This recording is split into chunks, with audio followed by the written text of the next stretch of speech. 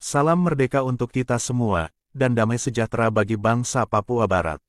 Pada tanggal 15 September tahun 2025, media NFRPB meliput. Berita terupdate, masih tentang perjuangan, Negara Federal Republik Papua Barat bagi kemerdekaan bangsa Papua Barat. Di bawah kepemimpinan dan perintah dari Presiden Negara Federal Republik Papua Barat, Forkorus Yaboy Sembut SPD, memberikan perintah kepada Panglima Pusat Jenderal Robertus Nian di Markas Besar Pusat NFRPB Jalan Batu 2 Sabron Yaru, mengadakan konferensi pers terkait penahanan 4 staf NFRPB yang dipindahkan ke Makassar. Sebelum lanjut, jika kalian suka dan setuju dengan channel ini dan perjuangan bangsa Papua Barat, bantu like, subscribe dan aktifkan notifikasi agar kamu dapat info terupdate dari kami selalu. Konferensi pers yang dibacakan langsung oleh Jenderal Robertus Nian sebagai berikut.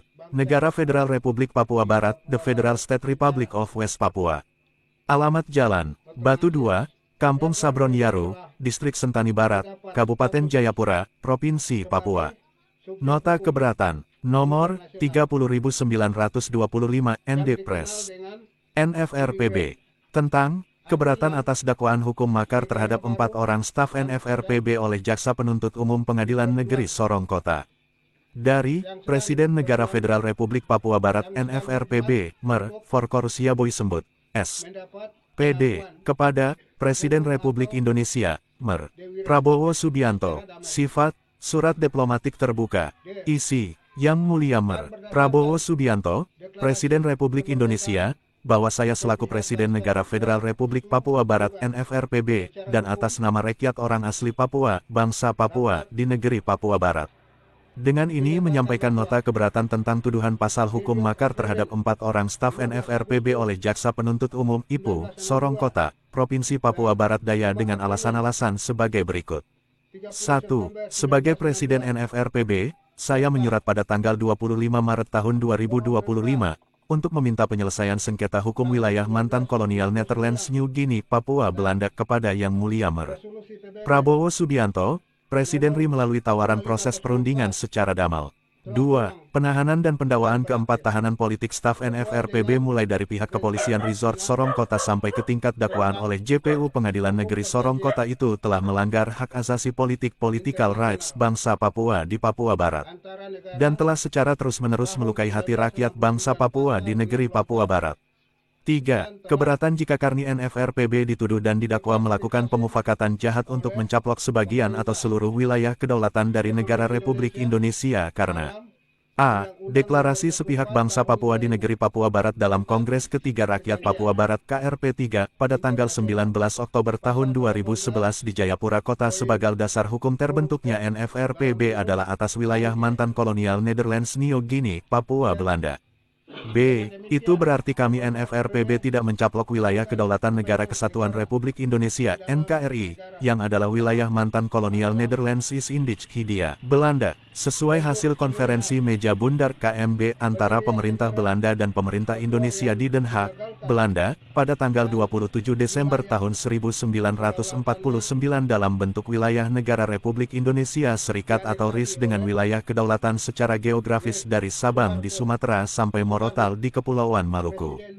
C. Berdasarkan deklarasi kemerdekaan sepihak bangsa Papua di Papua Barat secara otomatis NFRPB telah mendapat status sebagai subjek hukum internasional yang dikenal dengan BELLIGERENT. Artinya negara baru yang sedang berjuang untuk mendapat pengakuan hukum atau de jure secara damai. D. Dan berdasarkan deklarasi kemerdekaan sepihak bangsa Papua itu juga secara hukum dapat dinyatakan bahwa New York Agreement tanggal 15 Agustus tahun 1962 dan Roma Agreement tanggal 30 September tahun 1962, serta follow-up-nya PPRA tahun 1969 dan resolusi PBB, nomor 2504 telah hilang dan berakhir. Sesuai dengan Konvensi Wina tentang Hukum Perjanjian Internasional Antara Negara tahun 1969, Pasal 64. Dan telah diratifikasi oleh Pemerintah Republik Indonesia dalam Undang-Undang Nomor 24 Tahun 2000, tentang Perjanjian Internasional, Pasal 18 poin huruf dan G. Dengan demikian NFRPB bukan membentuk negara di dalam negara. tetapi adalah bentuk pemulihan pendirian negara Papua yang digagalkan dan wilayah kedaulatannya dianeksasi oleh IR. Soekarno, presiden pertama RI dengan 3 komando rakyat yang dikenal dengan sebutan Trikora, pada tanggal 19 Desember tahun 1961 di alun-alun utara kota Yogyakarta. 4. Oleh sebab itu kami keberatan 4 staf NFRPB itu didakwa dan ditahan sebagai tahanan politik makar. Dan meminta dengan hormat kepada Yang Mulia, Mer.